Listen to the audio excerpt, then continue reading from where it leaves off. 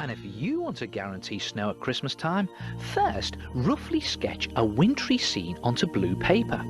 Then you need some white paint that's a bit watered down, and start by painting the snow that has settled on the ground. Nice big blankets of snow. And don't worry if some of the paper shows through, it'll all add to the final effect. And here's a tip, make your snow lighter in the foreground and darker in the distance. Who'd have thought of that, eh? Grey snow, but it does create the effect of distance. Next, paint in your pictured details. A fence that gets smaller in the distance, and I've done my trees there, and a little log cabin, and a little wall down the side. Then, using thick white paint this time, dab fresh snow where it would settle. And maybe some foreground tracks. And we mustn't forget the old traditional snowman. See that?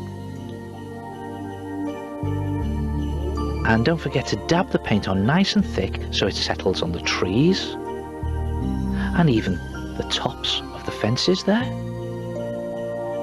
and the roof of the cabin. And do little sausages of snow on those little trees in the distance.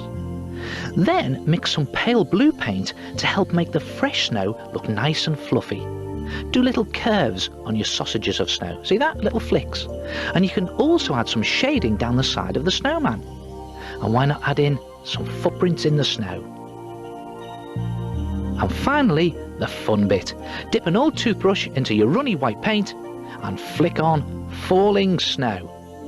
Look at that. Great fun. And there it is, snow whenever you want it.